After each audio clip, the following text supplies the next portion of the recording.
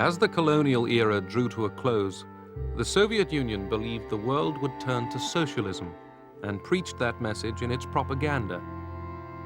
The United States was concerned. The feeling was very strong in Washington that the Soviets were pursuing a policy of expansion into the Third World. And our objective was to prevent that.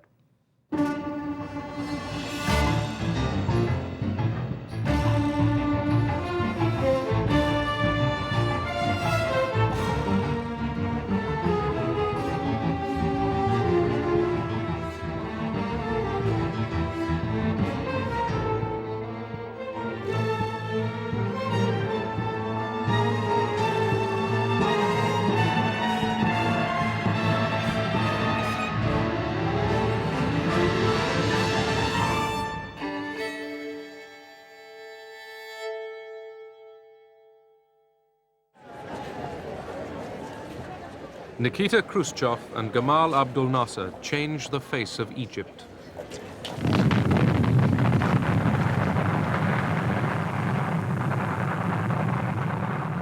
After the West had refused a loan for a dam across the Nile, the Soviet Union took over. The emerging nations used the Cold War to get money and arms.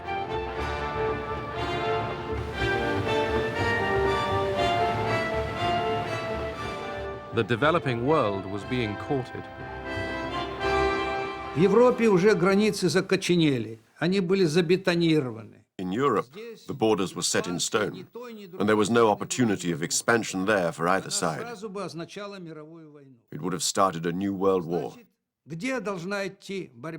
Where could the hunting take place? To be rather crude, in those areas where there was still prey. That was the Third World.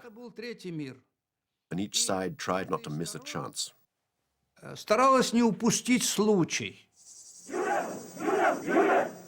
In the Horn of Africa, the Soviet Union backed two rival and opposed regimes. For America, this was evidence of Soviet expansion. In Angola, thousands of Cubans poured in to fight South African troops backed by the United States.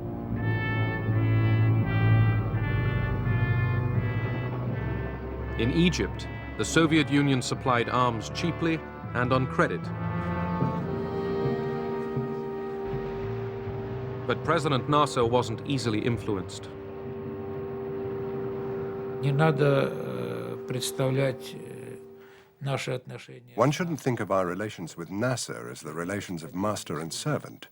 Вот как командир Nasser always pursued his own policy. вел свою политику. He was able to understand the global strategy, and now we can benefit from the disagreement between the Soviet Union and between the United States and the West, and make benefit of this situation to raise our capabilities militarily and economically. Nasser was the hero of the Arab world. The Egyptians rallied for war.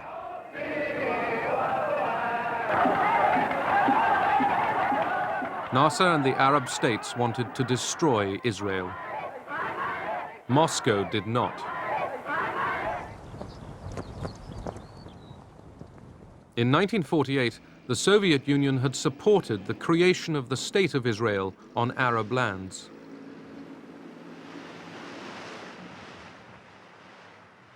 By 1967, Israel's 2.5 million Jews were surrounded by 90 million hostile Arabs. Israel felt insecure. The threat from Egypt became intense. Israel had America's political backing, but not her weapons. Would Israel get America's support for a surprise attack? President Johnson asked us to bring Israel's foreign minister to the family quarters of the White House, and to speak rather crudely about it, the intent was to work him over, to persuade him is perhaps a more polite term, to avoid a preemptive attack. We thought we had persuaded him.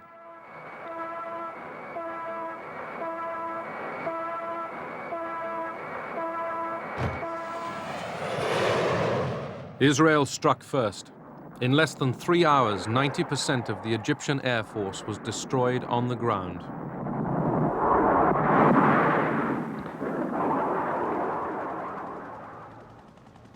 The Israelis seized East Jerusalem. Jews were able to pray at the Wailing Wall again. The Israelis pressed on.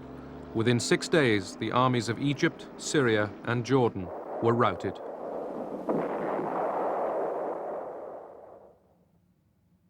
The map of the Middle East was transformed. Israel had trebled its size. In the contest between Russia and America, within the Cold War in the Middle East, Israel was an automatic ally of the West. Since the Six-Day War, this automatic ally became a strategic asset.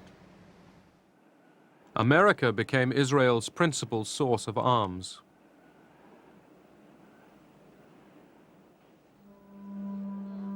In the occupied territories, 1 million Arabs fell under Israeli rule. It was a devastating blow to Arab morale. The Soviets counted the cost.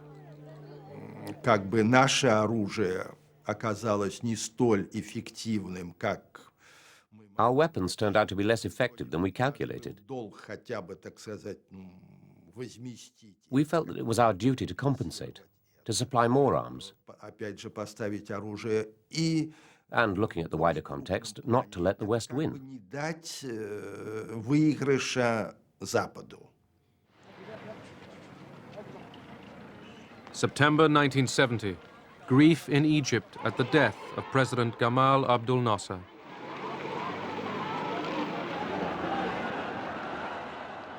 The developing world mourned an outstanding leader. So did Soviet Prime Minister Kosygin. The mourners were uneasy, as were the Russians. Who could follow Nasser? I shall do my best to follow the policy of the late president, my dearest friend, President Gamal. But no one will capitulate here in this country. I am not ready to capitulate or to surrender 1 inch or a bit of sand. At the Moscow summit of 1972, the superpowers agreed on a code of conduct, détente.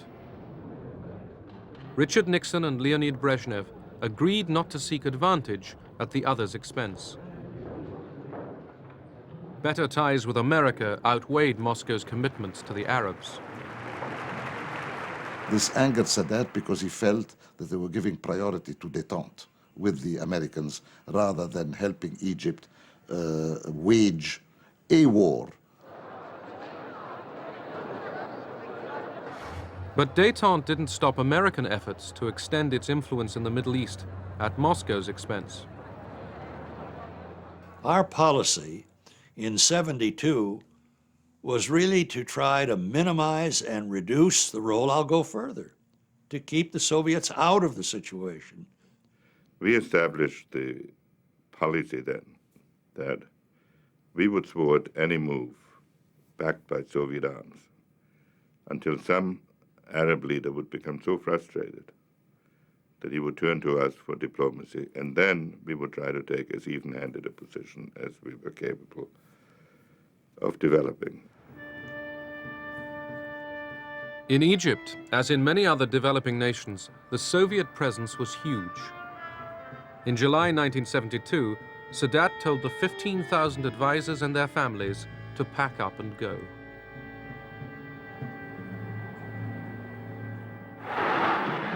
It was a bold power play. Sadat's move boosted his popularity and showed how little control the Russians really had. By October '72, they decided to come back to the support of Egypt. And then Sadat make benefit from that. He says, well, I expel them to express power so that they would give us what we need. And strange enough, we had arms deal after the October, which was one of the biggest arms deal we've got with the Soviet Union. Sadat needed the arms. He was planning to end the uneasy peace. He wanted to go to war. He needed to go to war. He felt he couldn't do otherwise. He considered that negotiations were impossible without some heating of the whole process. I mean, some shock therapy. Yom Kippur, Israel's most holy day. 4,000 Egyptian troops and tanks surged over the Suez Canal.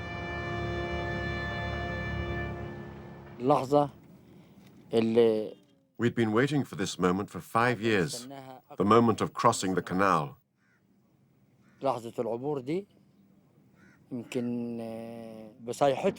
Our cries shook the ground under the Israeli enemy.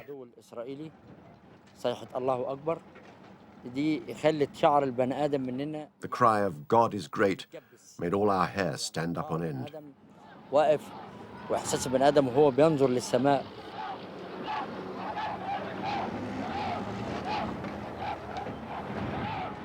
The Egyptian army sped ahead, eager to retake lost territory.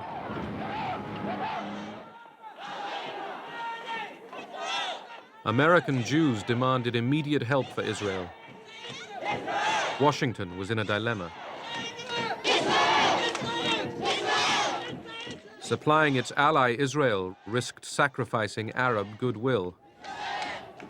The State Department stalled.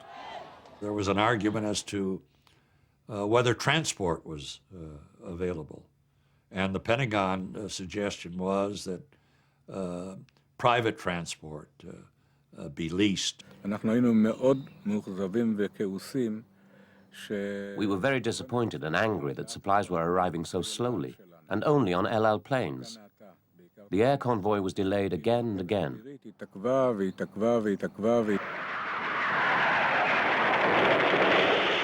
The Egyptians kept up their attack. The United States began to understand that we were in a serious situation when we suddenly changed our tune from this very blithe, typically Israeli self-confidence to a report that as a result of what happened, we were losing our lifeblood.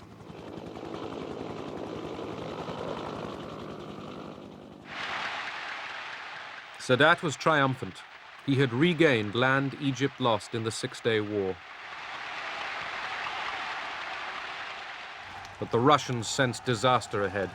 They urged Sadat to accept a ceasefire. He would benefit from a ceasefire. Otherwise, he'd be forced to retreat. But Sadat wouldn't listen.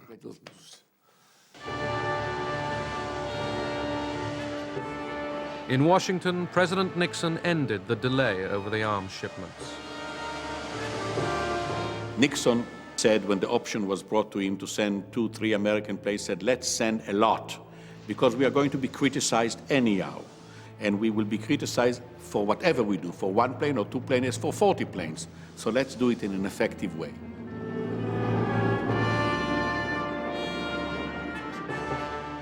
The airlift put the world's largest power publicly alongside Israel. Now it was Moscow's allies that faced defeat.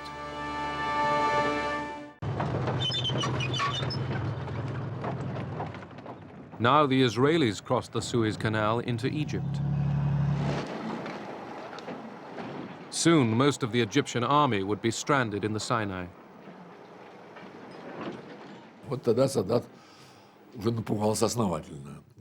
Then Sadat got terrified. He spoke on the phone directly to Brezhnev. I was there. I remember him begging, save us from these Israeli tanks.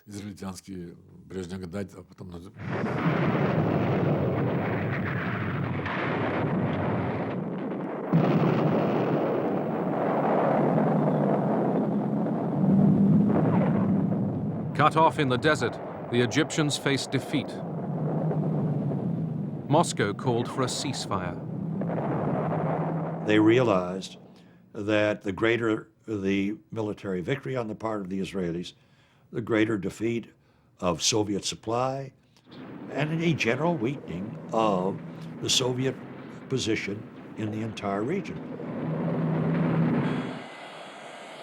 The Soviets and Henry Kissinger rapidly agreed proposals for a ceasefire. As Kissinger arrived in Israel to break the news to the Israelis, the superpowers' ability to restrain their allies would be tested. He had made commitments which some of our leaders, especially Golda Meir and our Prime Minister, believed to have been rather rash. And when he landed, he said, I'm going to be chastised for this. Israel wasn't yet willing to end the war. Kissinger explained what happened, and he vowed to continue to help Israel in case there is a renewal of fighting.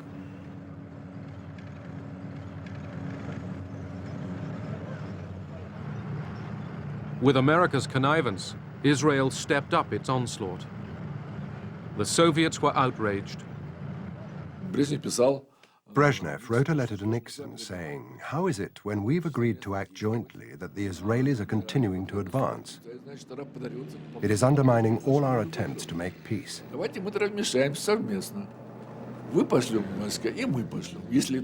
We suggested that both the Americans and the Soviets send troops to the Middle East to make Israel accept the ceasefire.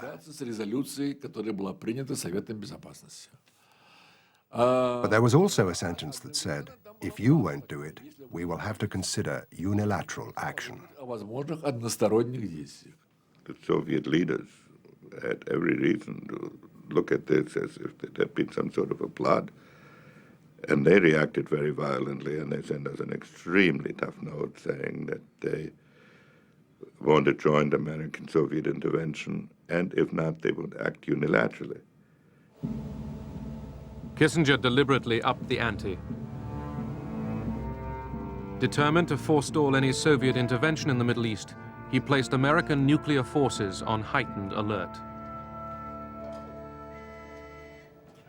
The basic purpose was to generate a lot of traffic that the Soviet Union would pick up before they received our reply to know that this was getting serious. Moscow didn't react to the alert. They had already abandoned the idea of unilaterally sending troops. That was clearly a political victory for the United States, a major political victory that had repercussions in a Cold War far beyond the Middle East.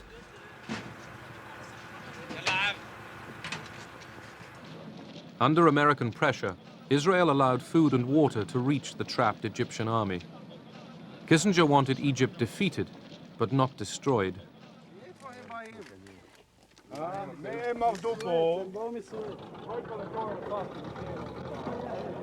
With the Israelis just 100 kilometers from Cairo, the Egyptians were forced into their first ever face-to-face talks with Israel. Moscow was not involved. The Egyptians saw that the vehicle for getting on with what subsequently became disengagement agreements between Egypt and Israel, that it was the United States that carried all the cards.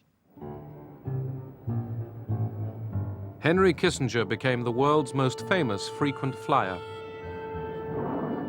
Shuttle diplomacy gave him easy access to Sadat. The relationship had fundamentally changed. I mean, since the war, Sadat believed that the main global party he should woo was the Americans. Kissinger's travels didn't bring about permanent peace. They showed America was winning the Cold War in the Middle East, but there was a price to pay. Я думаю, что эти события, они оказали... These events unfavorably affected the process of détente. на разрядку в том смысле, They strengthened the mistrust of the Soviet Union towards the United States. недоверие Советского Союза к Соединенным Штатам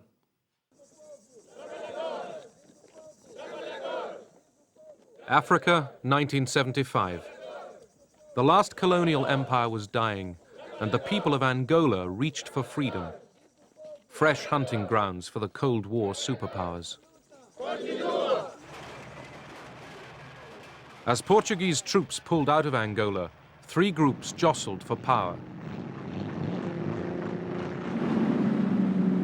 America's fears were aroused.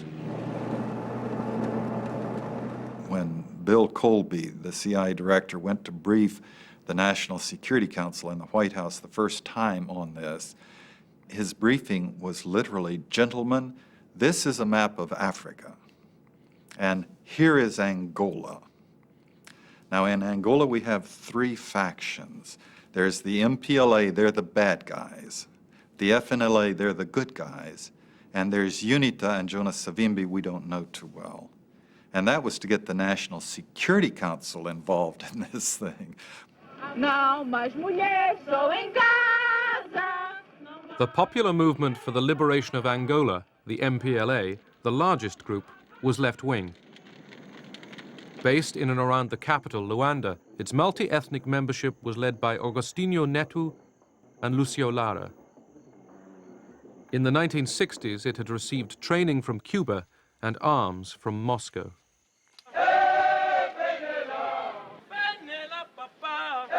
The National Front for the Liberation of Angola, the FNLA, operated largely in the north of the country.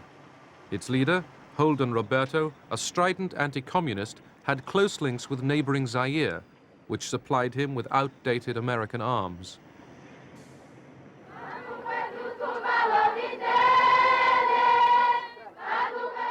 The National Union for the Total Independence of Angola, UNITA, led by Jonas Savimbi, was based in the south of Angola. A charismatic leader, Savimbi decided that American backing was the key to power.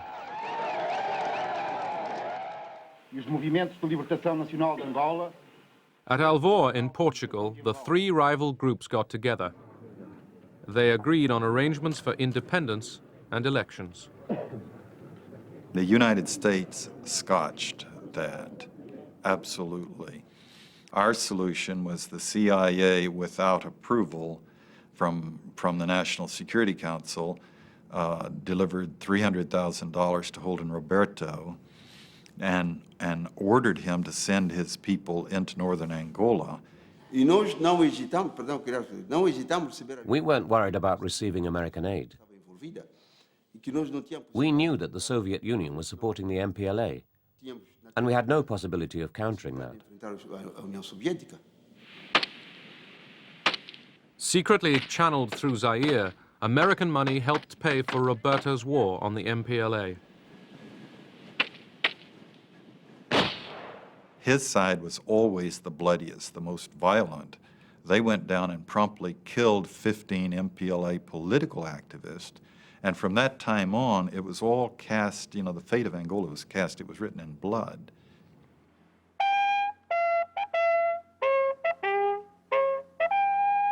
The Americans were not sure that Roberto's troops could defeat the MPLA. The Central Intelligence Agency sent John Stockwell to investigate.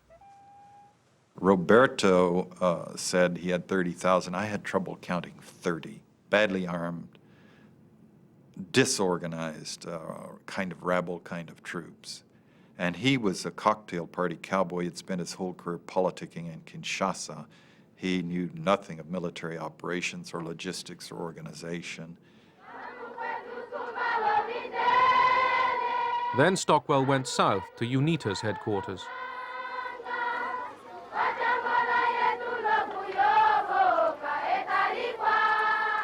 Stockwell met UNITA's leader, Jonas Savimbi.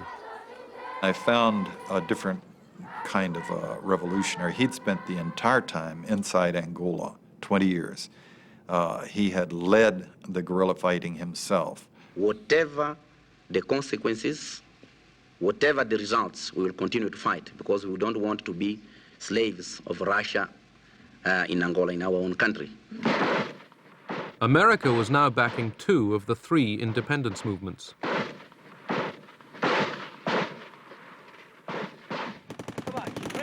Washington ruled out intervention in Angola with American troops.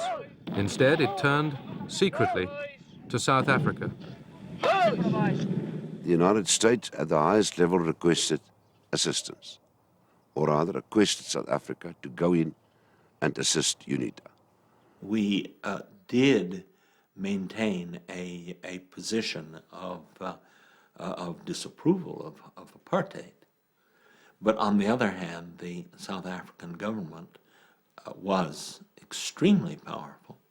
Suid-Afrika was in 'n posisie van isolasie. South Africa was isolated. Although it was done secretly, it was good for South Africa to be cooperating with a big force like the USA, even though it was clandestine.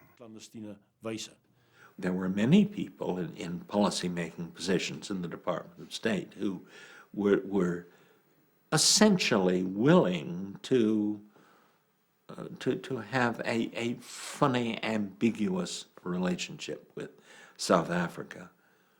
The focus was on Soviet penetration and the possibility of the Soviet Union using unstable situations in Africa to benefit itself, to take root and foment trouble. They were afraid of the MPLA. They called us communists. The South Africans were terrified of the MPLA. They didn't have that terror of the FNLA or UNITA. They were allies. They didn't like the MPLA because the MPLA declared itself against apartheid.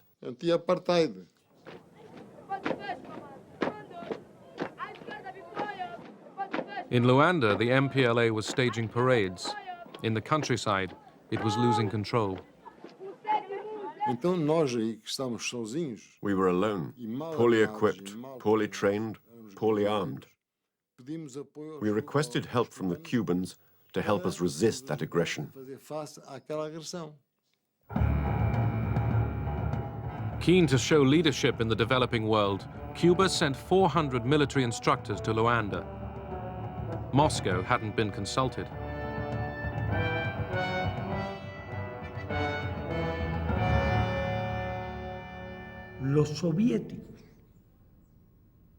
The Soviets knew absolutely nothing about it. We took the decision because of our long-standing relations over many years with NATO and with the independence movement in Angola. We're very unhappy. I mean, obviously, we had no desire to see Fidel Castro extend his influence in the African continent. Our government in Washington perceived Fidel Castro as a Soviet proxy. We thought, with respect to Angola, that if the Soviet Union could intervene at such distances from areas that were far from the traditional Russian security concerns, and when Cuban forces could be introduced to distant trouble spots, and if the West could not find a counter to that then the whole international system could be destabilized. It was a question of globalizing our struggle vis-à-vis the globalized pressures and harassment of the US. In this respect, it did not coincide with the Soviet viewpoint. We acted. But without their cooperation. Quite the opposite. There were criticisms. So? North of Luanda, Holden Roberto's FNLA troops were heading for the capital. They wanted to seize it before Angola's Independence Day. They had high hopes of success. We actually had a celebration party in the CI headquarters in Washington. We expected the news by the end of the day that we would have captured Luanda. Led by Cubans, the MPLA troops halted Roberto's advance.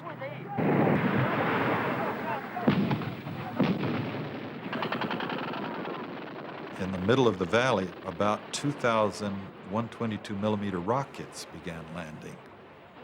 and we had nothing to answer with, and our forces broke and ran. The military force of the FNLA had been blunted. America's ally was in trouble. A bigger challenge now faced the MPLA. In October 1975, South African troops had invaded Angola. From their bases in Namibia, they had joined forces with UNITA. We advanced approximately, I think, something like 80 kilometers a day. By this time, our troops were getting good. I mean, they were really getting on with it now. They were out of those vehicles and into assault formations, which shoot the hell out of these people, you see, and then they would back up and move because they didn't expect us.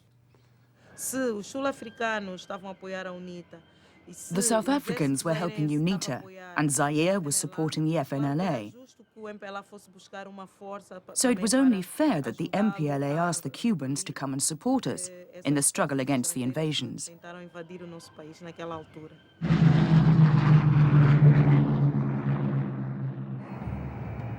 Just 2 days before independence, thousands of Cuban combat troops began arriving in Luanda.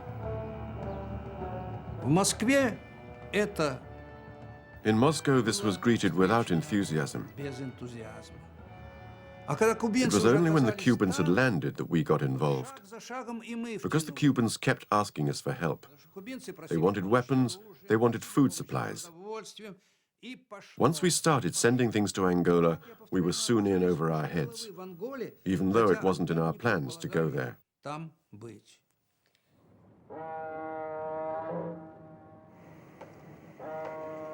Moscow began shipping hundreds of tons of arms, tanks, and missiles direct to Luanda.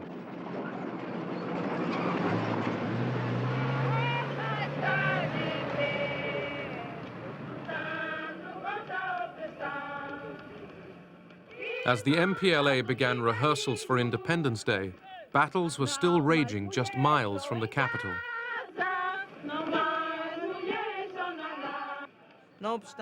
In spite of that, it was important for us to proclaim independence, and we did so.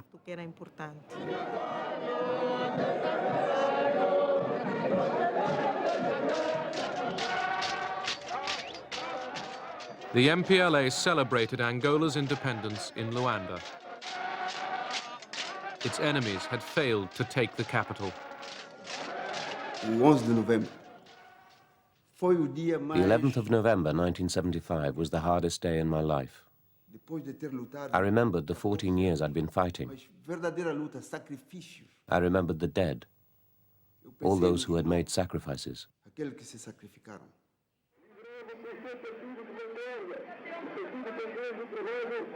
Agostinho Neto greets the Soviet ambassador.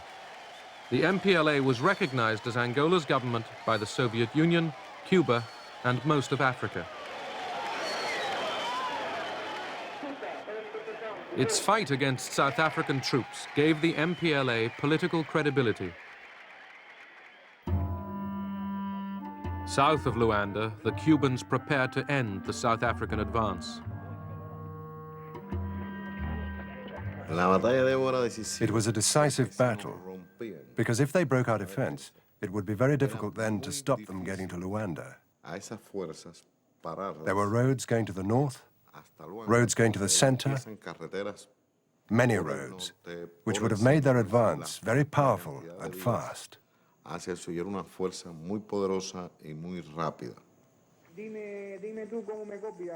The Cubans were ready, waiting. Angola would have been lost. Mobutu's troops were close to Luanda. The South Africans had penetrated over 1,000 kilometers. They were close to Luanda.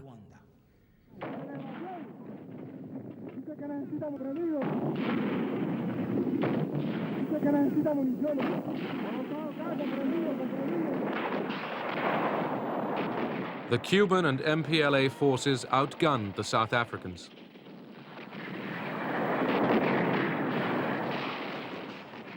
They were shot very badly. Now, I just saw these lorries with blood dripping out of it. It wasn't very nice. And then to go and investigate, and for the first time to see they're actually your own troops It wasn't very nice at all. They left everything on the field.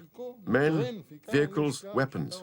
It was a great victory over the South Africans.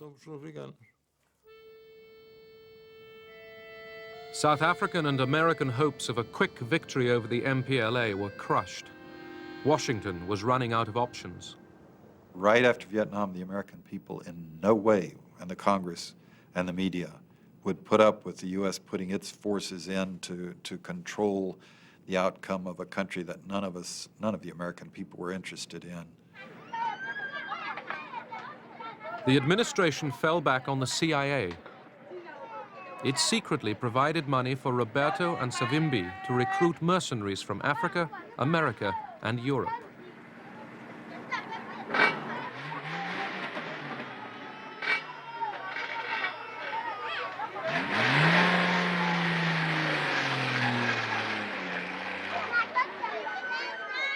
We did kill when we had no particular reason to. We tortured to achieve information that they probably didn't have, and this was not captured enemy soldiers. These were probably just local civilians. And that atmosphere permeated its way through the whole unit. We were just a loose band of bandits with a very dangerous leader and a few associates. Among the mercenaries, there were some very fine soldiers. Callan, for instance. I've seldom seen such a good soldier. He had phenomenal courage. He was a psychopath, a raving psychopath, and a couple of men right near him were psychopaths. 13 mercenaries were captured by the MPLA and put on trial. Callan and 3 others were executed. The CIA was still active. The Congress would have stopped us up front if we had not successfully lied to them, putting in arms, putting in advisors, bringing in South Africa. We kept it propped up for a while, but opposition was mounting. Still shocked by events in Vietnam, the Congress cut off additional CIA funds for Angola. This abdication of responsibility by a majority of the Senate will have the gravest consequences for the long-term position of the United States and for international order in general. A great nation cannot escape its responsibilities.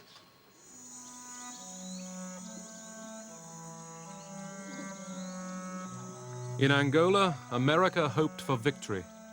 Instead, hatreds were inflamed. The Civil War outlasted the Cold War itself, leaving thousands maimed, dead, or homeless.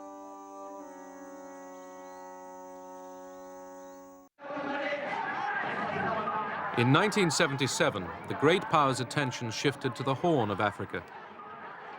As regimes changed, so did alliances. The Soviet Union and the United States switched sides easily.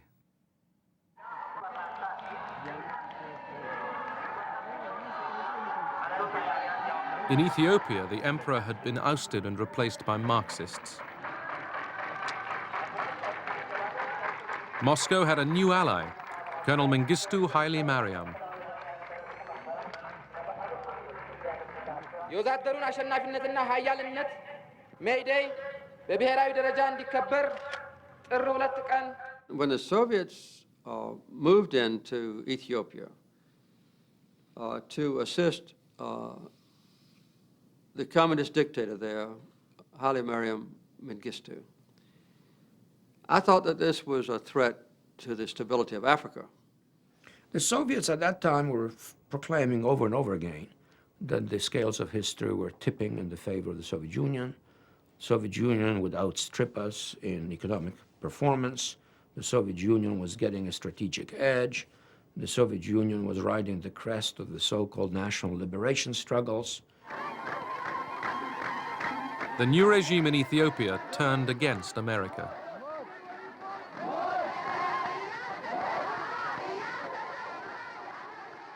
Mengistu expelled most of the Americans from Ethiopia in the following months, arrogantly terminated the American aid program. Neighboring Somalia had been a Soviet ally for years. Somalia's army was equipped with Soviet weapons.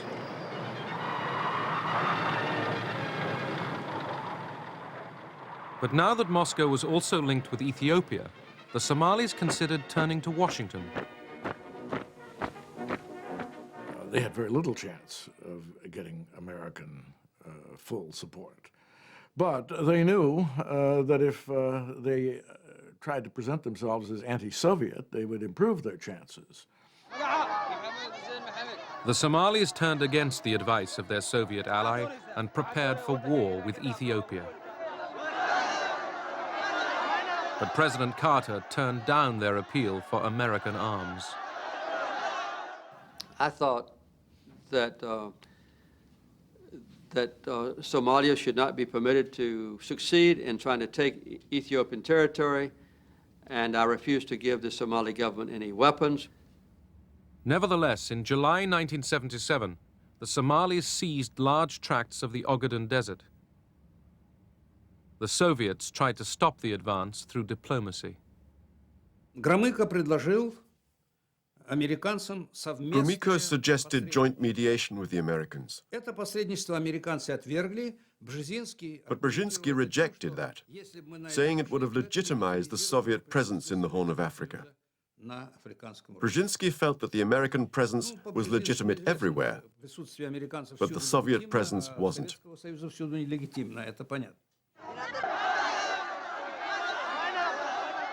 Anti-Soviet demonstrations in Somalia greeted the government's decision to send the Russian advisors and their families back to Moscow. All Soviet support was now switched to Ethiopia.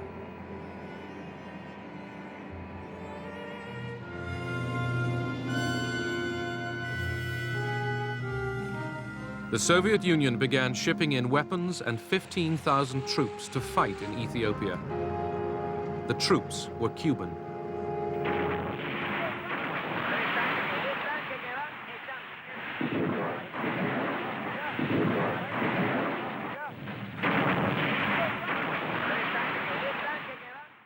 It was the only operation we conducted in full agreement with the Soviets. No such cooperation took place even in Latin America. Quite the opposite.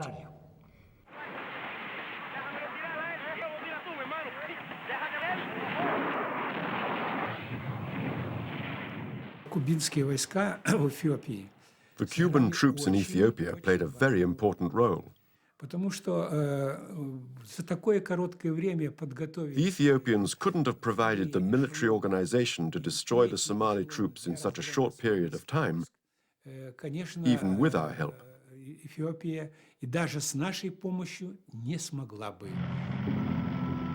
With Cuban troops and Soviet support, the Ethiopians drove the Somalis out of the Ogaden. But Moscow wouldn't let the troops advance into Somalia. Among the Soviet military, we thought about occupying Somalia. But the Soviet government was right not to allow this, because it would have made our relations with countries like the United States of America, Great Britain, and others more difficult.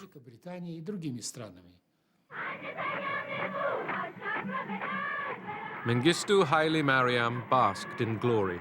The Cubans and Soviets had saved his regime.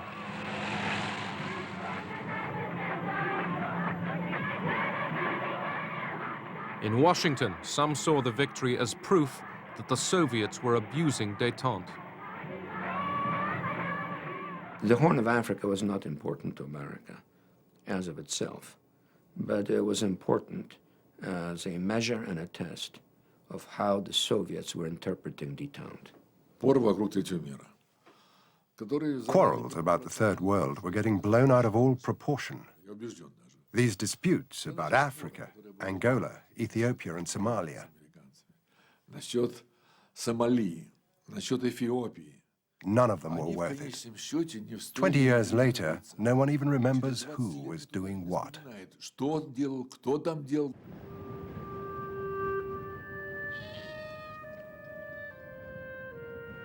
In the hunt for Cold War gains, the superpowers spawned an arms race in the developing world. Their solemn promises of restraint were blown to the winds.